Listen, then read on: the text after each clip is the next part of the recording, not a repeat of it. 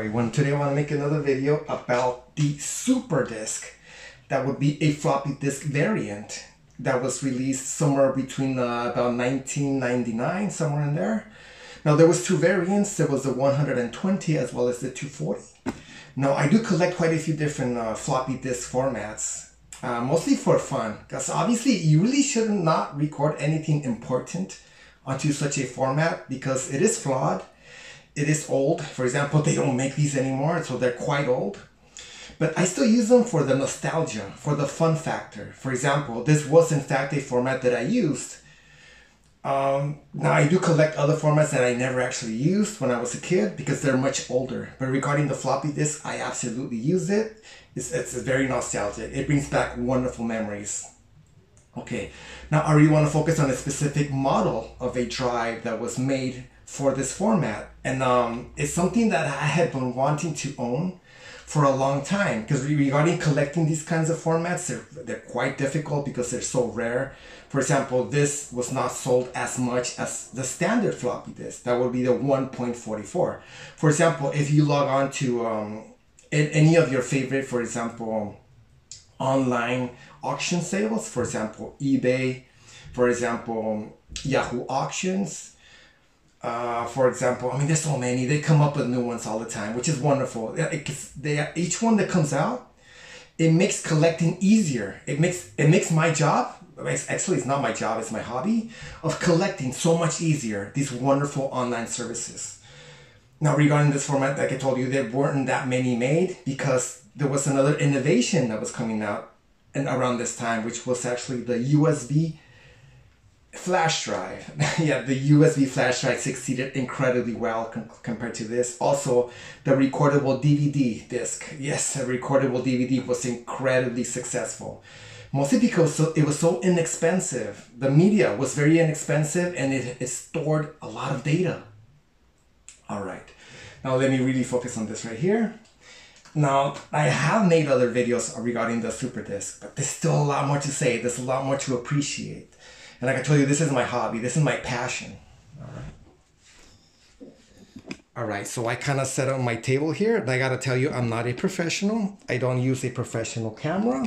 This happens to be my everyday cell phone. Now, I do own a lot more media than this, but I just decided to place a few of them that are sort of like relevant to this format.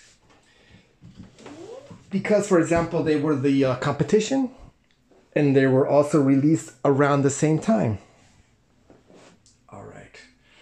Now, in this video, I'm going to do sort of like an unboxing, which they're wonderful. Doing an unboxing is something wonderful because it's sort of like a way to allow you, the viewer, to experience what I'm about to experience, because I have not seen this exact purchase. I have not opened it yet. All right. Okay, this is regarding the 240 megabyte SuperDisk. Okay, now this is something that I found out online thanks to the wonderful internet a long time ago, many years ago. So it has been something on my list of things that I've been wanting to own for a long time. So when I had the opportunity to own one of these drives, I just said, yes, I have to buy that. I didn't even look at the price because I know how rare they are. Okay, now this concept, it was never released in the United States, which is quite a shame. I mean, at least to me, I think it would have succeeded very well, but that's just my opinion.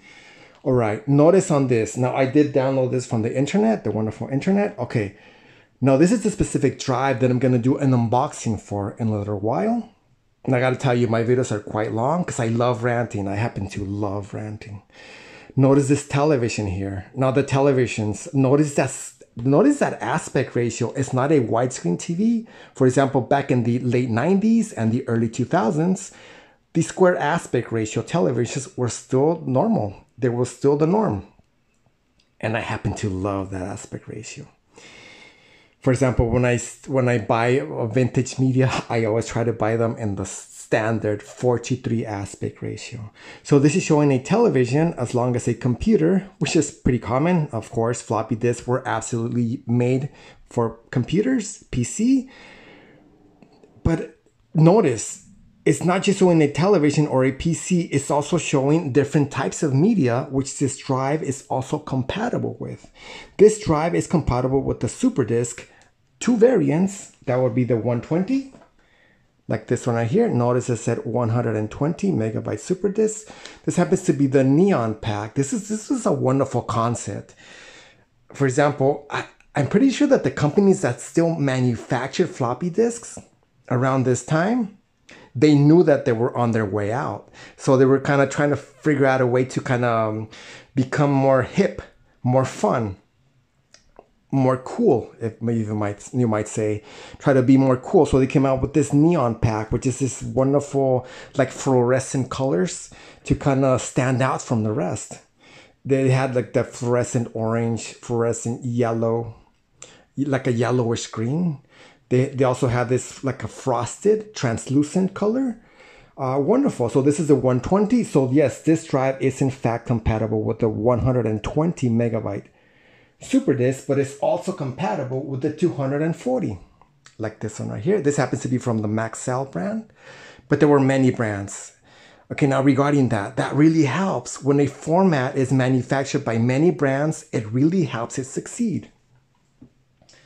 For example, regarding the Caleb disk, it failed incredibly badly because there was only one manufacturer that made it. Caleb, that was it. There was no other manufacturers that made it. That doesn't help. That never helps. So this format failed incredibly badly. So no, this drive that I'm going to do an unboxing for, it is definitely not compatible with the Caleb disk. That would be a 144 megabyte capacity disk. No, it is not. It is not compatible with this one. This one failed incredibly badly. Now, I did make a separate video regarding this format on my channel, if you want to view that. The HiFD, manufactured by both Sony as well as Fuji, as well as TEAC, the Japanese TEAC brand, TEAC. But that was the only three manufacturers that made this format. That doesn't help either. I mean, it is better. It's better than one, absolutely. It's always better to have three manufacturers that manufacture your product and compared to one. But still, three wasn't enough. This format also failed. It really failed to gain the consumer's attraction, knowing that they would have to be stuck with very few manufacturers meant that the media was quite expensive. Yes. These discs were actually more expensive than the SuperDisks because very few of them were manufactured. So yes, that's another reason why this one failed so bad. Also, they were not very innovative. I mean, at least not in my opinion. For example, they did make the PC drives for your PCs like this, but they never really gained attraction, for example, for the notebook. The notebooks, there was never any notebooks that came out with this format built in. That really didn't help. For example, the Apple brand never adopted this format. That didn't help either. Apple also never adopted the Caleb disk. That didn't help either. Now regarding the SuperDisk, now Apple never really manufactured it, but at least the companies that made it, they made their drives compatible in a way with your iMacs because they came in very wonderful different colors that would be like translucent blue. Like for example, green, they did make these in the green color, where they would actually match, an exact match with your Apple iMac. The Apple iMac was manufactured around the time that the SuperDisk was manufactured. So that did help. It did help this format, but it wasn't enough. It really wasn't enough because, like I told you, both the recordable DVD as well as the USB thumb drives were becoming available, and they perform much better for many reasons. One of the reasons is the fact, okay, now this format, it does work on the basis of magnetism. It is a magnetic-based storage. Absolutely. For example, you should never store these next to some very powerful magnets because there is a chance that they might get damaged. For example, USB thumb drives as well as DVD discs. they are not magnetic. Well, at least not the rewritable ones.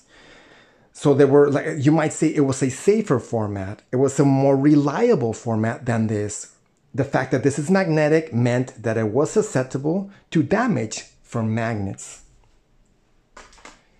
Now regarding the SuperDisk, it was manufactured by many brands. For example, by Panasonic, that's like this one right here. Also by QPS, but also by Imation.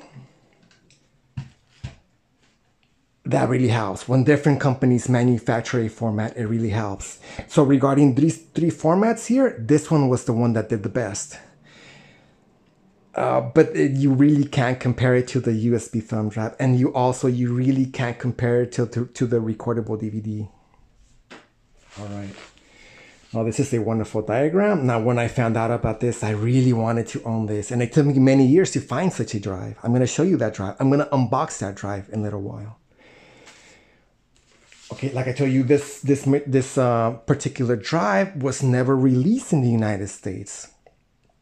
It was never sold. It was never manufactured here. It was only manufactured and released in Japan. So the way that I was able to acquire this drive is thanks to Yahoo Auctions. Now, whenever you buy from Yahoo Auctions, it's a little involved because many of the sellers who sell on Yahoo Auctions, they absolutely refuse to ship to the United States. But fortunately, in the here and now, there's these wonderful proxy services. Now, this happens to be from Buyee. I use Buyee the most regarding proxy services. Now, there are others. For example, there's from Japan. There's also the Mercari. I don't even know how you say it. There's many wonderful proxy servers. Now, this is the one that I use the most because I really like their prices. Now, they're not too expensive. And they have so many shipping options, which is wonderful. I mean, absolutely, shipping from Japan, it's not going to be cheap. So it really helps when you have a lot of options. All right. Now notice this Japanese writing. Yes, because this was in fact a Yahoo Auctions posting for this drive. It happens to say SuperDisk Logitech. Now that's interesting. The Logitech brand, it did exist in the United States, but it was not spelled like this. Logitech, it actually had a different logo. It was sort of like a different variant of Logitech, which is quite interesting. Now this is the model LDP-FD32. This is wonderful information. For example, if you want to collect such a drive, it really helps if you know that model number. For example, if you save that model number on your saved keyword searches, it'll really help you because it would let you know right away via an email when such a drive is available. Now, I have this model on my list for about 3 years. So it actually took me that long to receive an email from Buyee, a wonderful service. Okay, now this was in fact a bid auction. Now, it's up to the sellers. They can either make it a bid auction or they can make it a buy it now sale. Now, this seller decided to make it a bid sale. Okay, now notice this price. It's in yen, because yes, the yen is the currency used in Japan. It says 20,000 yen, which in American dollars translates to $155.80. Now, regarding that can fluctuate a lot because exchange rates, they change all the time. They go up and down all the time. So this price can actually vary between from day to day. So this was actually a 5 days posting. The seller decided to make this a 5-day posting, which is wonderful. I know you can make a posting for less than 5 days. Okay, regarding eBay, for example, I've noticed that Yahoo Auctions, it's quite competitive. They have some options that eBay does not have. For example, Yahoo Auctions as well as Buyee, they have an option called Sniper Bid, which I really love. It's something that eBay does not have. They don't offer it. I mean, for whatever reason. Now, what a Sniper Bid is, it's basically your maximum bid. I mean, you decide how much are you willing to spend on an item? I mean, your maximum, your utmost limit. When you know that number, you tell this wonderful service, this is called Sniper Bid, that you want this you want the sniper bid placed 5 minutes before the auction ends with your absolute maximum. Now that's wonderful. For example, we don't all have the luxury of being in front of either your cell phone or your tablet or your computer when a bidding sale is about to end. I mean, not always. I mean, we're all very busy people. We have things to do. For example, we work, we eat, we cook, we have things to do. We don't always have the luxury of being in front of a device when the auction is about to end. Now, the concept of a sniper bid, it really helps. It almost guarantees that you're gonna win. So I use sniper bids all the time. Okay, so notice that price, $155.80. I mean, it is quite high. I mean, obviously when this product was manufactured and sold, when it was brand new, it didn't cost that much, but you have to consider that this is now part of it's a collector's item. I mean, why is it a collector's item? Well, because not many of them were made. It's rarity. Like I told you, it was only released in Japan. It was never released in the United States. So that makes it acquirable to collectors like me. I happen to be a collector. I mean, at least I consider myself to be a collector. So yes, notice it says number of bids 0. So when I noticed this posting, I noticed that there was not a single bid placed, at least not yet. But notice this number 5. This tells you how many people are watching this posting. There was a total of 5 people that were watching this posting, which is quite a low number. I mean, I've made some purchases on Yahoo Auctions where there are hundreds of people watching a sale, because some of the items sold in Yahoo Auctions, they're incredibly rare. Okay, so like I told you, there was a 5-day sale, 5-day posting. I won. Notice right here, it says you won the auction. Wonderful, I won the auction. Now notice the price. The price went down. Like I told you, exchange rates, they go up and down all the time. When this was originally being sold, it cost $155.80.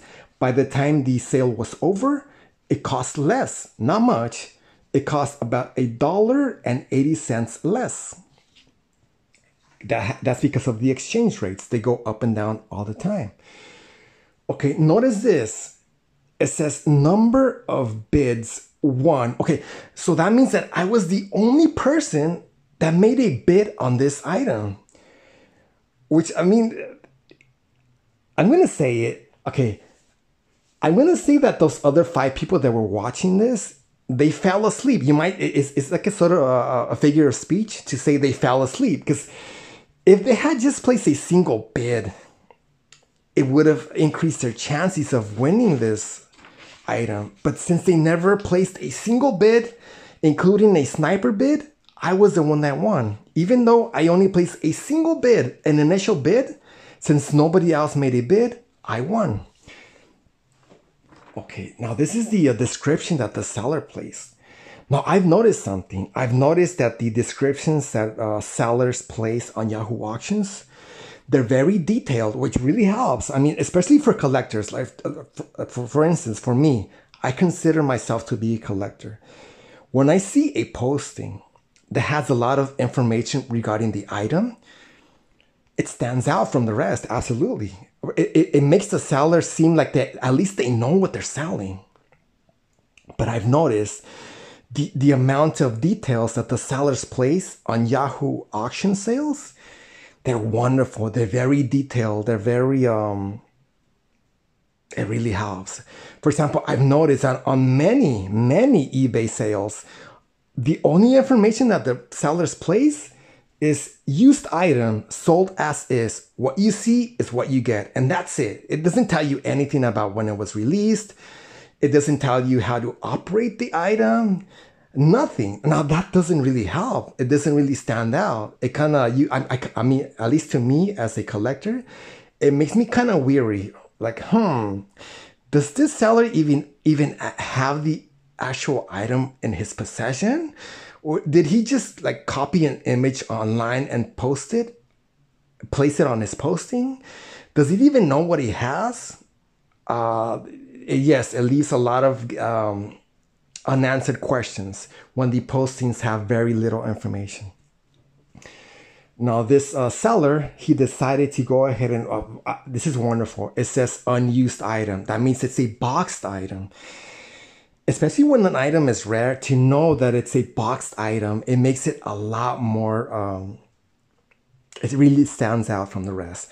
For example, those back there, that's an unboxed Calebstor drive. Now, I am incredibly lucky to even own that thing because I know how rare they are, especially in a boxed, sealed state. Now, I might make an unboxing for that guy in the near future. And also that one, a sealed HiFD drive. It's incredibly rare. Like I told you, there weren't that many made. Especially in the here and now, in this 2023. Now, this was sold a long time ago. It was sold way back in 2000, the year 2000, which basically 23 years ago. It's a long time ago. And I also have the, that's quite interesting. I made another video regarding that concept. That would be the 1.3 gigabyte CD. You might be thinking, wait, how is that possible? 1.3 gigabyte CD? There was no 1.3 gigabyte CD, but yes, there was. They call that the double density CD. I happen to own a boxed double density drive.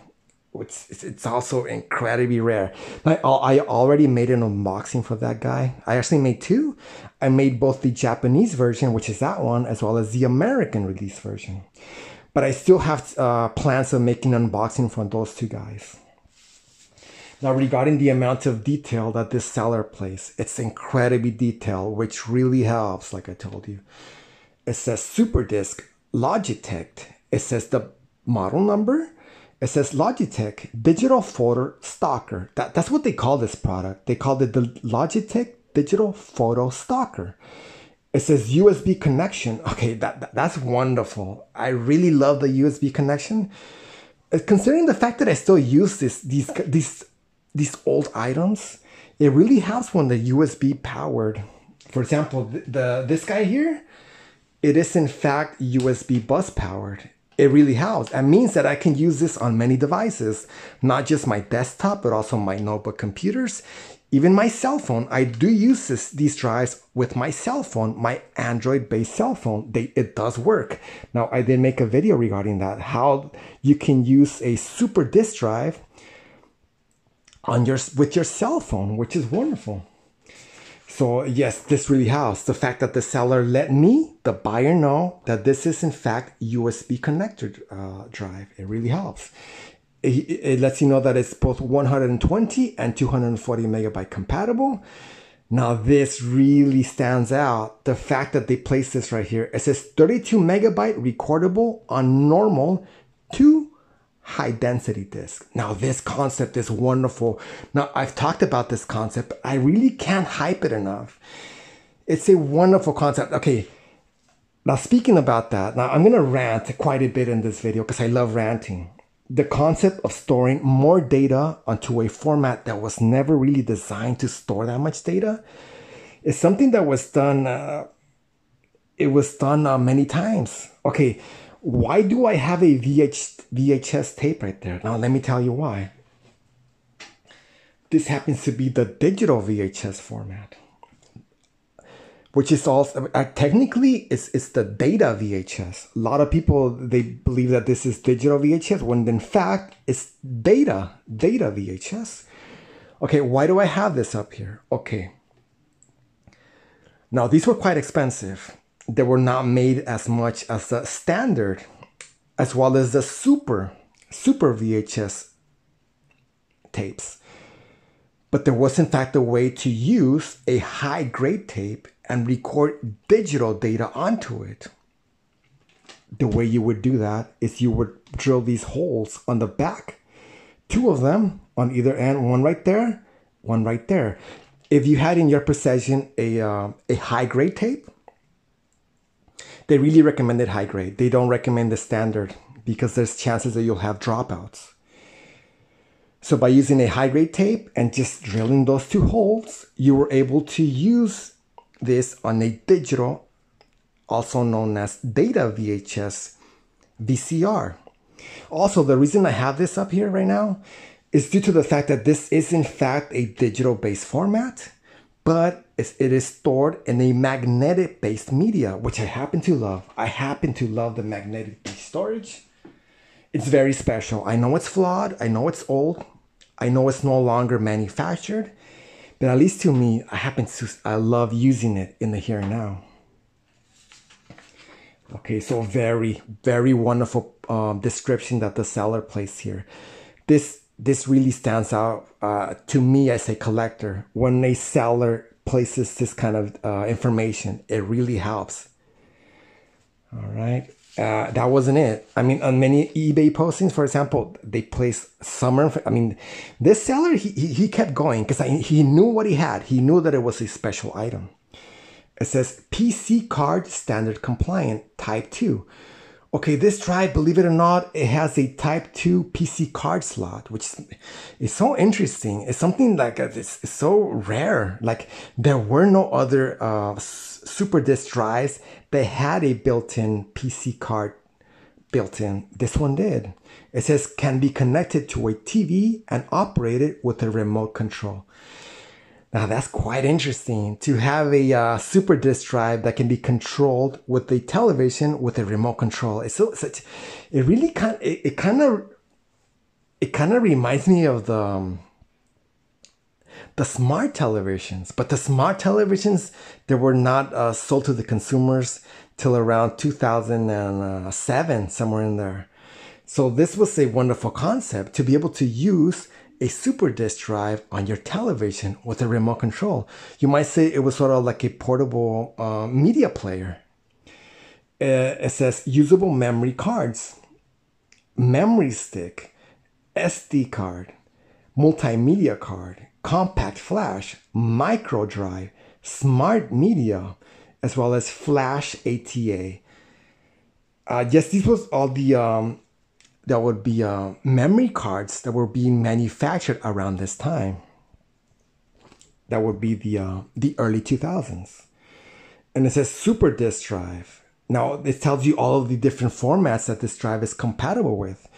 It's compatible with the FD32 megabyte format, 32 megabytes. That's a wonderful concept. Okay, if, for example, if this drive didn't have this concept, I probably wouldn't even collect it because I love this concept. I mean, knowing that I can use a very old floppy disk that's technically manufactured to only store 1.44 megabytes and store this much data, 32 megabytes on it.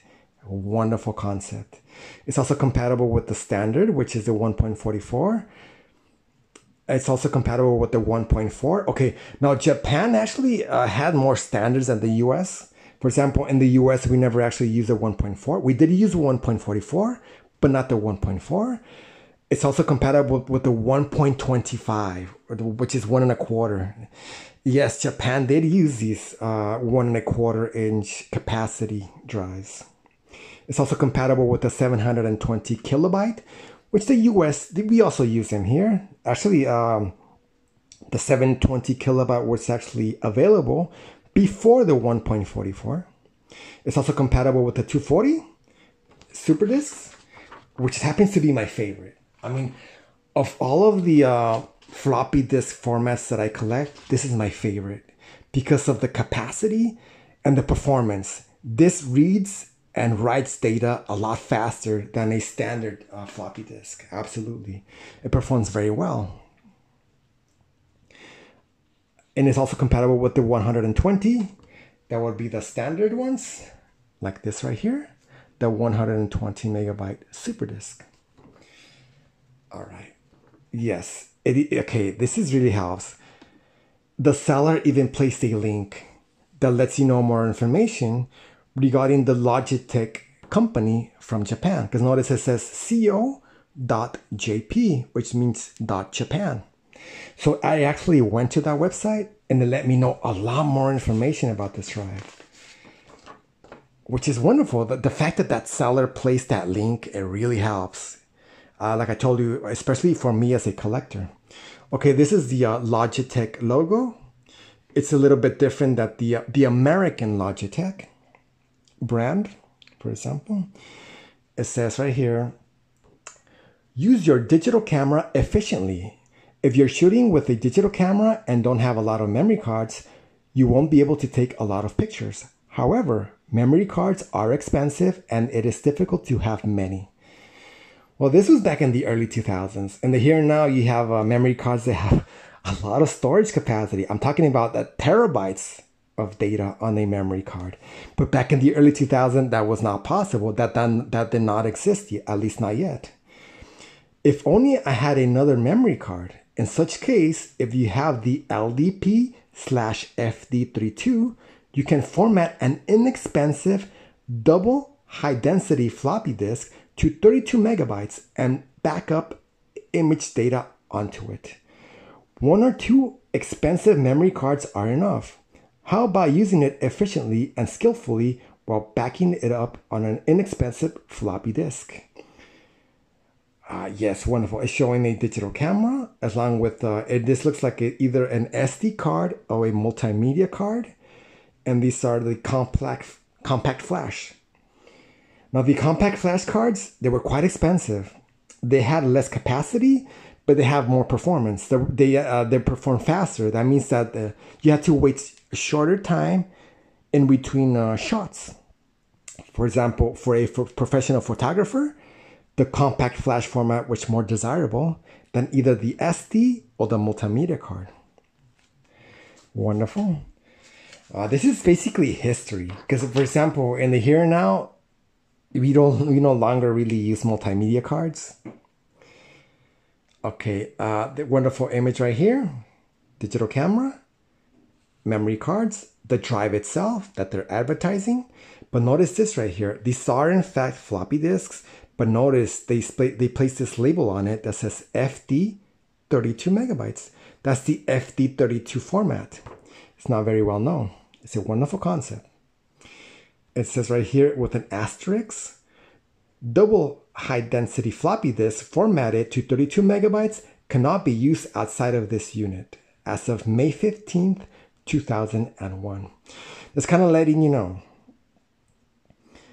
If you format a standard floppy disk to the FD32 megabyte, you do have to realize that you have to use a SuperDisk drive in order to read or write onto it. You can't use a standard floppy drive, like for example a 1.44 or a 1.4 or a 1.25 or 720 kilobyte. No, it has to be a 240 megabyte SuperDisk drive. It's letting you know. For example, it would have been awful if they didn't place this. For example, if you were a consumer back in the early 2000s and you were thinking, oh, this is wonderful. This means that I can store 32 megabytes on a standard floppy disk and I can use any drive at all. No, it has to be a 240 megabyte drive. This has a lot of information. It says, try it for your presentation. Small presentations inside the company and of course presentations outside of the company are possible with the LDP-FD32, a TV and a projector. How about presenting detailed information on paper materials and giving presentations on a large screen with images that have impact and information that can be liked by the other company by continuing the words? You can save the presentation materials created with PowerPoint, etc. as JPEG files and use the slide function or operate the display function one by one with the remote control to proceed with the presentation. Why don't you give the image data to other party along with the attached materials and power up the study materials? Even if there is no application for viewing presentation materials on a PC, most people should be able to view JPEG files without any special settings. Now that's wonderful. Okay, now to be able to read one of these guys, a 240 megabyte floppy disk is a little involved, because not only do you need a 240 megabyte disk drive, you also need a computer, either a desktop or a notebook computer. You also need the software. Okay, now regarding that software, fortunately, it's available online, which is wonderful. I know that regarding vintage computer drives, sometimes it becomes incredibly difficult to find the software. I'm gonna say it. Some collectors are incredibly greedy. They don't want you to have that software. For example, there's a wonderful online website. It's incredibly wonderful for humanity. I'm going to say it's wonderful for humanity. That would be the Internet Archive. The Internet Archive is incredibly special. Now, the Internet Archive, it has been in trouble lately regarding their books, because many publishers, they don't like the idea that they have thousands and thousands of books at your disposal. Many publishers, they don't like that idea. But fortunately, the Internet Archive, not only do they archive books, they also archive data. Yes, that would be data for like drivers. Absolutely. Imagine not having the driver. Now, fortunately, okay, I've noticed something regarding this. Regarding that Caleb it drive, the drivers, they're not found on the Windows operating system. No, it's not. Because for some reason, Microsoft, they really never decided to place the drivers for that drive on their operating system. Because for whatever reason, probably because they knew that it was such a niche product. They knew that not many people actually own that drive. So for example, regarding modern day operating systems, for example, Windows 11, Windows 10, Windows 8.1, Windows 8, they don't have the driver for that guy. So it's quite involved to find the driver for that one. Absolutely. Also the HiFD. Modern day operating systems, they don't have the driver for the HiFD. So it's a little involved to find the drivers for that guy. Now, fortunately, regarding the SuperDisk drive, yes, they do have it. Fortunately, modern day operating systems, they do have the drivers built in. That means you don't have to download any drivers at all. You don't have to dig through the internet to find them. They're built into your operating system. They're even built into your cell phone. The Android, yes, Android technically is owned by Google. Thank you, Google. Thank you for placing the drivers for the SuperDisk drive on your Android operating system. I mean, they didn't have to do such a thing, but they decided to do so, which is appreciated. Thank you. All right. This has a lot of wonderful information. It says, I think that it can be used in a wide range of other places, such as school classes and conferences. Yes, this is showing like a wonderful little diagram here. This is the drive itself with the remote control. That's a wireless infrared remote control. It's showing both a screen, but it's also showing a projector. But notice, there's no computer here. There is no need for a computer when you use this drive.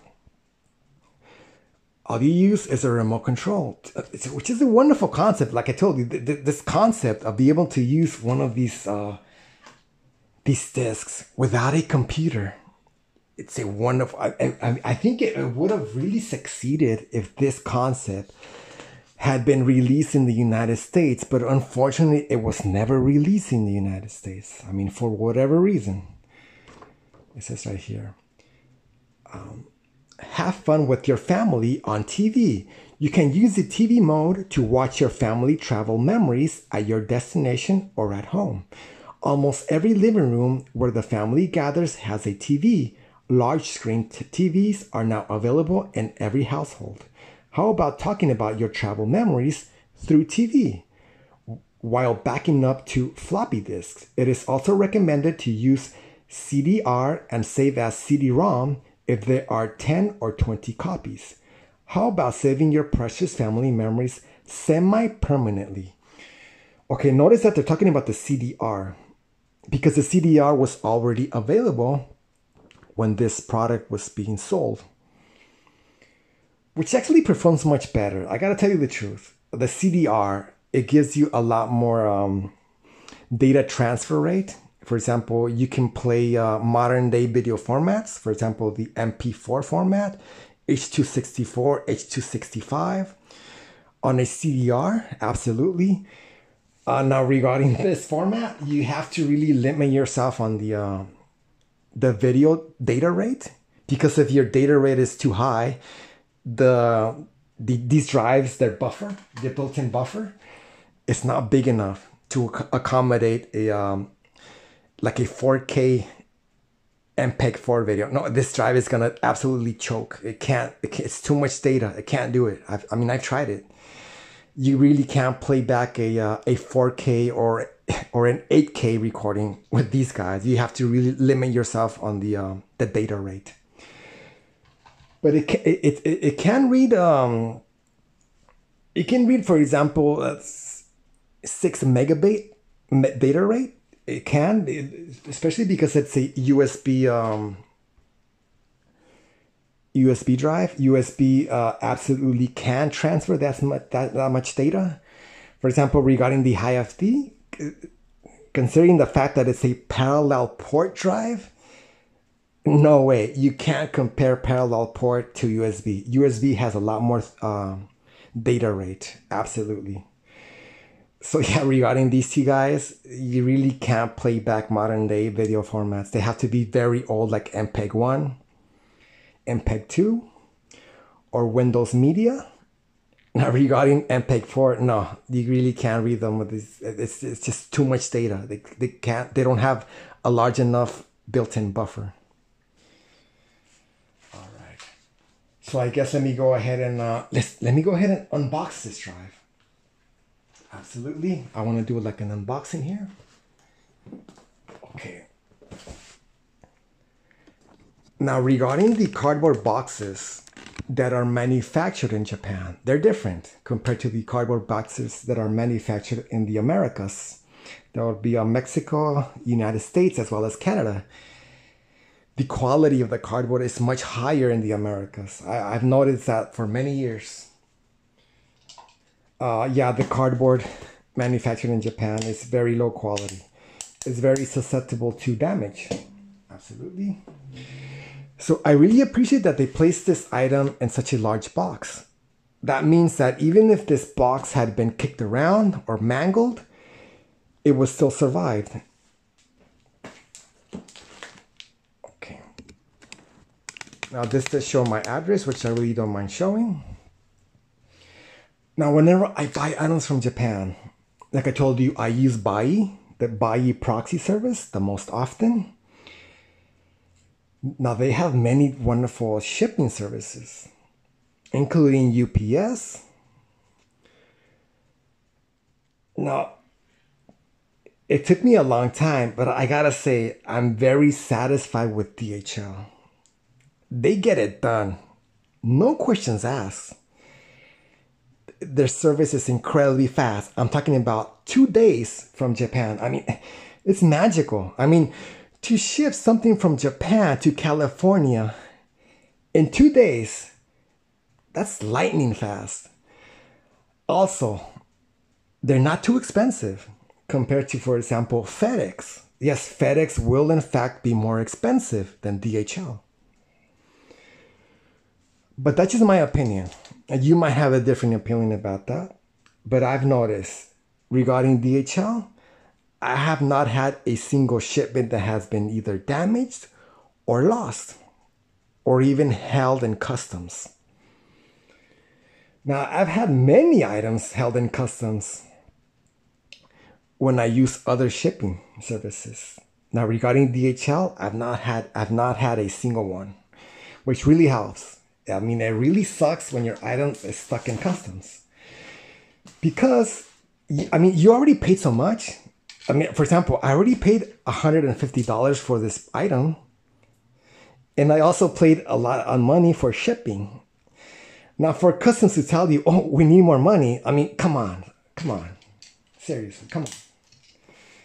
All right, now let me open this guy right here. Like, yes, Buyee is a wonderful... Okay, notice. Not only do they have this wonderful shipping label, they actually place more than one. They place more than one page here, which really helps. For example, if one gets lost, they have a second one. So like a backup. They also place these wonderful labels. For example, if for any reason this guy gets sort of like completely torn off, by having this second label, it's sort of like a backup. This barcode, it'll be able to retrieve this information. It really helps. All right. Let me open this right here.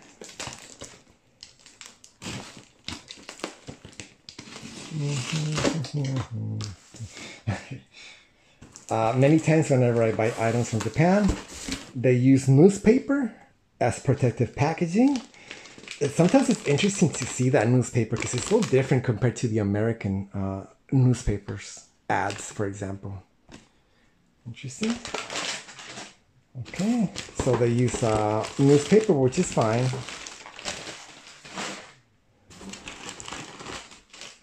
Let me take the drive out.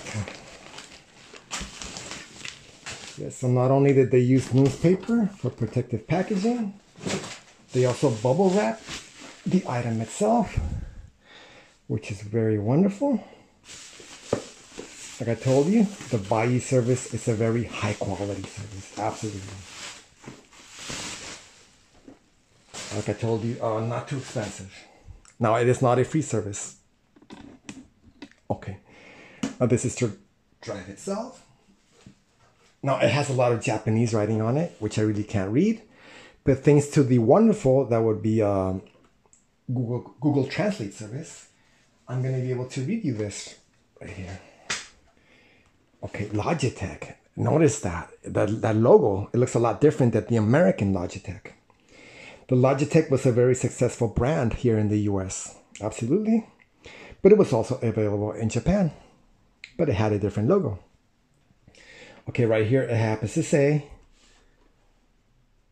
manage digital camera data on TV, save to floppy.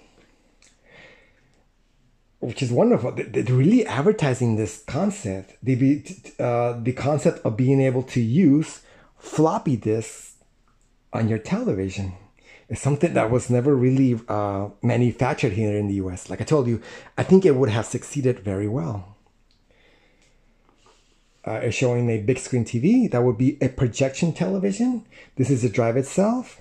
It's connected via, that would be a composite RCA, which happens to be my favorite vintage video connection. I know there was S-Video around this time, but I really like the composite more. It's so compatible. I mean, even modern day televisions, they'll have RCA composite inputs. Regarding S-Video, very few. Even component. They really don't use components anymore. They either use HDMI, for example, inputs. Okay, notice right here, it's showing a Type 2 card adapter right here. So it's built in. It's built into the drive. Even though this is a SuperDisk drive, it has a built-in Type 2 card adapter. And obviously, it has the floppy disk concept on the bottom. It has a remote control, wireless remote control, which is so interesting. Notice right here, FD32, that's the 32 megabyte concept. To be able to store 32 megabytes of data on a standard, notice this right here, this is a standard disk.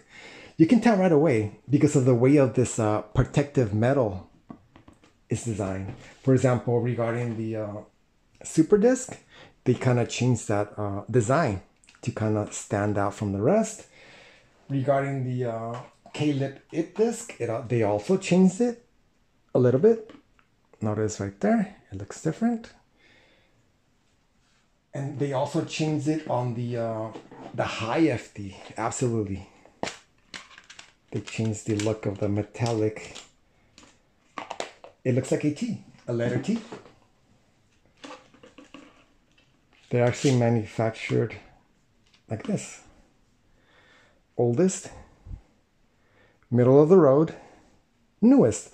This is basically the last. This was basically the last floppy disk format that was released. This was like the pinnacle. After this, floppy disk was discontinued. All right. So this drive, it is not compatible with the IT disk or the HiFD. It is compatible with the SuperDisk 240 as well as the 120, but it is also compatible with the standard disks. Let me show you one of those.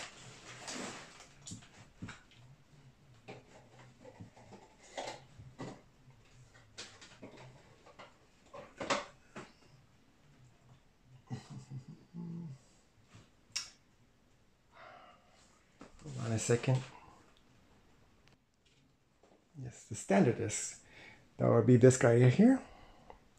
This happens to be from the Neon pack, from the iMesh brand, which it wasn't the best quality, but they work. I've been able to format these to the FD32 format, and they work great. So this drive is compatible with the standard, the 120, as well as the 240. Absolutely. Wonderful sight right there. All right.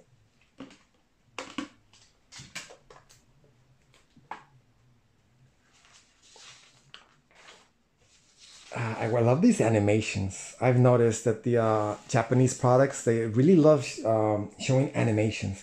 Many times just by seeing those animations, you pretty much know what they're trying to convey to you. Okay, so right here, it happens to say, digital cameras fill up quickly. And it says right here, it's like an older man with his digital camera. And right here, it says, I can't take anymore. Like it's full. His digital camera is full. And then here, it's showing the model number of the drive. Just sort of like an older couple. This is very cute. It's letting you know that even an older couple can use such a drive because no computer is necessary. There's no complicated, for example, software to use. You just flip your floppy disk in there and use the remote control. That's it. Very easy. Very simple. Okay. Down here, it says send data at the touch of a button. Now that's wonderful. That means that by placing a memory card in here, whatever choice you might have, it's just, like I told you, this is compatible with many different memory cards. You can store the data from that memory card to your floppy disk with a built-in button. Wonderful concept. And it says down here, a normal TV is fine. It's a wonderful concept, like I told you. Especially back then, back in the early 2000s, televisions, they all had RCA composite video inputs. Wonderful. Let me show you the side. Wonderful site. Okay, it says right here, manage digital camera data on TV. Save to floppy. And this right here, this is wonderful to read right here.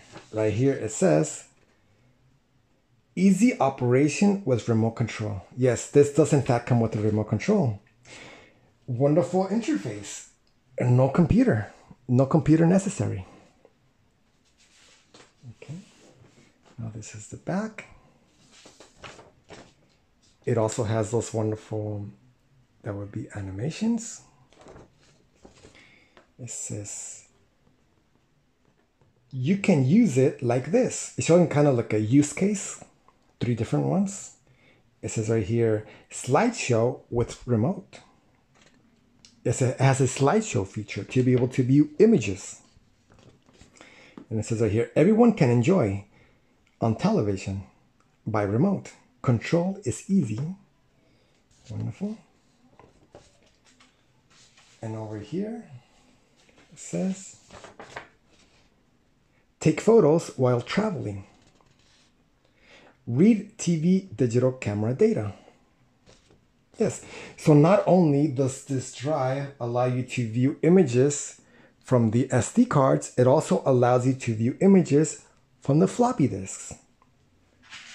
It can be a standard, or it can be a SuperDisk, which is wonderful. I mean, I still think that this concept would have really succeeded in the US. Like I told you, it was never released in the US, only in Japan.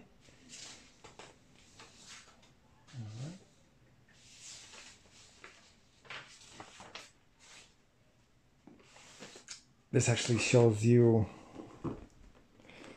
the operating systems. Okay, this is wonderful. Okay, this is very wonderful. Notice right here, Windows and Mac. Now that's huge. Okay, if your product does not impress the Mac user, you're gonna lose a huge percentage of the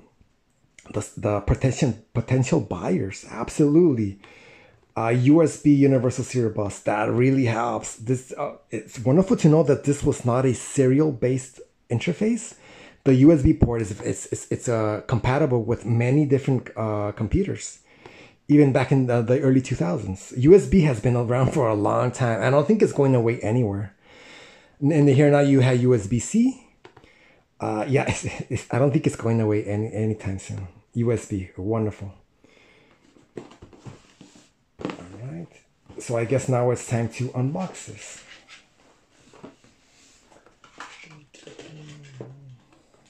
Okay, what's in here?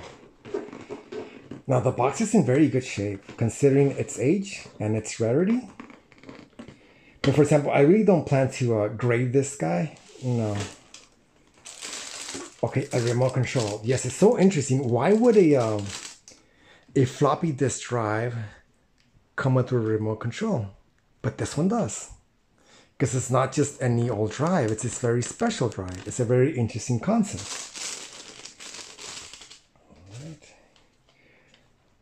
All right. In Japanese, obviously, not many buttons.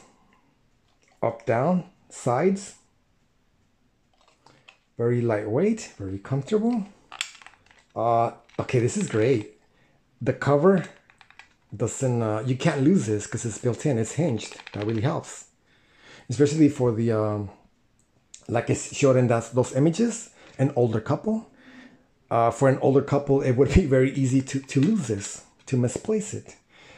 Yes, standard batteries. Yes, no rechargeable lithium, anything like that. AA batteries are very easy to acquire. Wonderful concept. Very ergonomic. Notice right here, it has sort of like a shape for your fingers. Very comfortable. Very nice concept. I don't know why they never released this in the US. It has, wow. It has the batteries. National. Yes, this is wonderful to read. National is actually a sister company of Panasonic.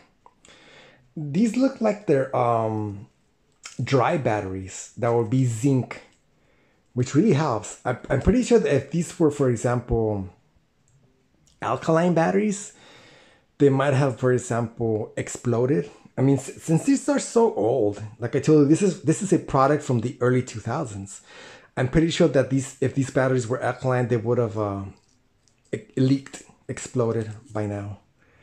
I wonder if it says a date on these. I don't see a date. This must be somewhere about 2001, somewhere in there. I wouldn't be surprised if these still work. Zinc. Zinc batteries, they don't give you much performance, but they have the advantage that they don't leak. Okay. Power adapter. Okay. It would have been wonderful if this item, this product, was, for example, USB bus powered, but it is not. It probably requires more than the limits of the USB power. Now those limits have been increasing quite a bit. For example, in the here and now, regarding USB-C, they have a lot of power, many watts. You can pretty much charge your notebook computer by using a USB cable, which back in these days, it was not possible. I believe back in the early 2000s, the USB cables, at least the USB 1.1, It couldn't even give you 1 watt. It had a limit. It was about half a watt, which is quite low compared to in the here and now. Okay, so yes, it has a, I wonder, okay, it's a 12 volt 1.3 amps, which is quite a bit of power. This drive must be quite power hungry. Okay, wonderful. A lot of goodies in here. Okay, the USB cable. This was very common back in the early 2000s. That would be the translucent type. They all had a flaw. I know that they all would turn kind of like a green color around this area because of the nature of oxygen. Yes, they would become greenish. Yes, that's normal. They would oxidize. So yes, standard USB cable. Okay. It's very well packed. Okay, this is wonderful to see right here. Why would an RCA cable be bundled with a floppy disk drive? Because you can in fact operate this one using your television. It's sort of like a proprietary cable. On one side is a 3.5 millimeter mono jack, only 2 conductors. Over here is your standard RCA, 2 conductors as well. Notice that it has this ferrite core. That's to minimize the effects of interference. All right. I mean, there's no reason why you shouldn't be able to extend this cord. It seems like it's probably like a 5-foot cord. But for example, if your device was longer than 5 feet from your television, there's no reason why you should be able to extend this guy. All right. Wonderful. Now this is the drive itself. They opted for that foam expanding padding, which really helps. For example, regarding FedEx, they still use this technology regarding your shipments. To protect your shipments, they use this expanding foam. Wonderful. Okay, this is the drive itself. Like I told you, it's incredibly rare. Not many of these were made. They were only released in Japan. This happens to be the blue variant. I know that there was also a black colored variant. Okay. It has a very fine texture to it. I don't know if you can see that. Let me kind of zoom in. It has a very fine texture to it. They probably did that to minimize scratches. Right here, it happens to say Joy Style, which is interesting. It kind of looks kind of like babyish, but whatever. For some reason, they decided to put that there. Okay, Logitech, like I told you, with that logo that looks a little bit different. As a power light on top, which is interesting. I would have preferred it if it was right here, but they placed it on top. Yes, this does have buttons. They're the soft touch buttons. Can you hear that? All right. So I believe one of these is to back up your data from your memory cards to your floppy disk. This is kind of hard to see right there. It says Super 240 megabyte disk, but it also says FD32 megabytes. Okay, considering the fact that I paid $150 for this drive, it's a wonderful price. I mean, knowing that it's boxed, that it's complete. For example, regarding these, I've noticed many times when they go up on sale on either eBay or Yahoo Auctions, they'll cost $150, but they won't be boxed, they won't be complete. For example, they won't be compatible with your television, like this guy. No, not at all. And they obviously won't have a built-in memory card reader. No, no way. So yes, this was a wonderful value. Even though I paid $150, it's still a wonderful value. I mean, at least to me as a collector. Okay. Now this is where you connect your cable to be able to see this on your television, like so. Video out. Composite video, which is, It's not the best picture quality. I mean, S-Video gives you a little bit slightly better. That's regarding chroma. You get better chroma. That will be luminance. Better contrast ratio. But it's very compatible. Basically, every single television that was made around this time, the early 2000s, had a RCA composite input. Now that's where you connect your power adapter. And this is your USB. For example, if you want to use, this is in fact compatible with the computer. All right. Now this is the bottom. Logitech. This is the model LDP-FD32. Power requirements, 12 volts, 9 watts. It's quite power hungry. Now regarding these guys, they're very efficient. Like I told you, they're USB bus powered. 5 volts, half an amp. Yeah, this guy is very power hungry. 12 volts, 9 watts. Wow, that's a lot of power.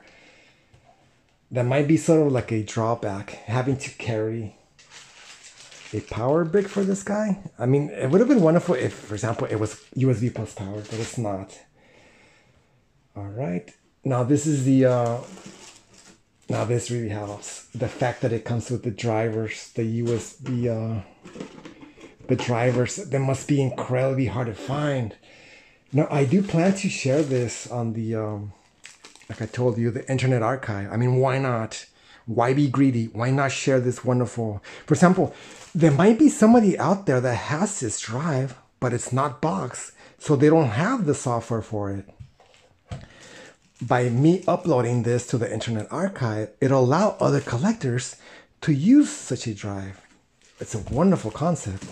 Now, I have uploaded drivers, for example, for the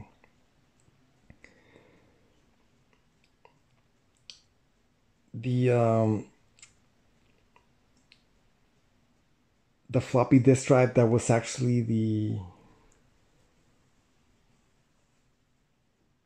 I forget what it was. Okay, I just remember. It was the Floptical disk drives. I have uploaded both software and drivers for the Floptical disk drives. So I do plan to share this. Logitech, Cd-rom. Notice right here, this really helps, like I told you. Windows and Macintosh. Okay, now regarding the IT disk. They never made this format compatible with Mac. That didn't help. There are no drivers for the Mac regarding the IT disk. There is no software that's compatible with the Mac. It doesn't help. As well as the HiFD. The HiFD drive. It was only compatible with, that would be PC-based, Windows-based, Microsoft-based computers. That didn't help either. Now, fortunately, regarding the SuperDisk, it was in fact compatible with the Macintosh computers, Apple-based computers. That really helped. So regarding these other formats, the SuperDisk did the best. All right. Wonderful site. Absolutely. So I do plan to share this. If for any reason somebody else has this drive and they're not able to use it fully use their drive, I do plan to share that. Now regarding you physically using this drive, I might make another video, but I don't know. I mean, you the viewer, I don't know if you have this drive. Maybe you're the best person to make such a video. Like I told you, I'm not a professional. Now, I've made many videos regarding my collections. And but I gotta tell you, I'm not a professional. I don't use fancy software, editing software. I don't have like wonderful music in the background. Nothing like that. But this is wonderful to own. This is the registration card. You would fill this out and mail it in. Wonderful. This does have the manual. Let me just briefly show this manual. Obviously, it's going to be in Japanese, so I'm not going to be able to read it. Oh, this is nice to see. They actually give you the adapter. That would be the Type 2 adapter.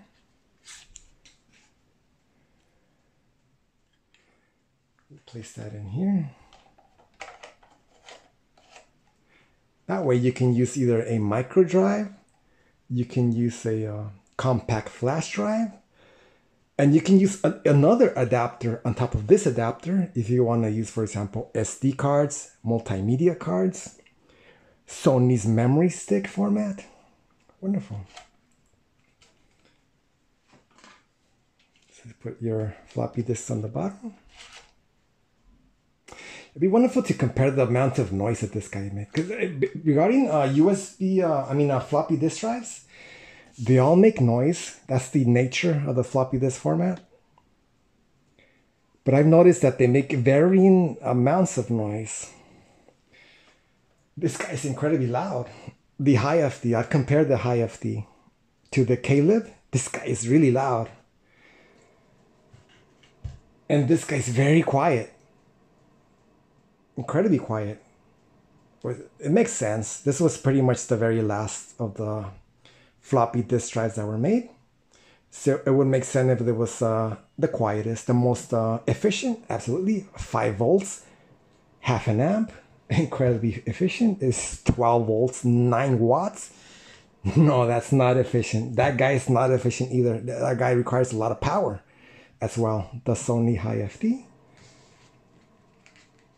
Okay, wonderful man. It's quite a big manual. It's probably in different languages besides Japanese. It might be in yes, a lot of information that I really can't read. I might share this as well on the Internet Archive. I might even translate it before I share it. Yes, that would really help. Yeah, I really can't read this. Huh. Okay, this is nice. It's showing the remote. Well, that makes sense. It's letting you know that you have to point the remote to the device and not your television. Pretty basic. All right, so I think that's it for this video. Like I told you, I might make another video where I show you how this performs. For example, how the image looks on the video out. It's a wonderful concept. Okay, I gotta tell you the truth.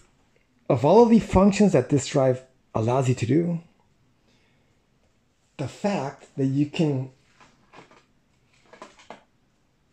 view images 32 megabytes worth on a standard disk, place it in this guy, connect it to your television without any computer at all in between, that's what really stands out to me as a collector. Because it's a concept that if you were to just tell me such a thing, I would say it doesn't exist. It's not possible. How? How is it possible to do such a thing? Read 32 megabytes of data on a standard 1.44 disk on a television without any computer at all. I would say, no, it's not possible. But it is possible thanks to this drive. I think that's it for this video. And see you next time.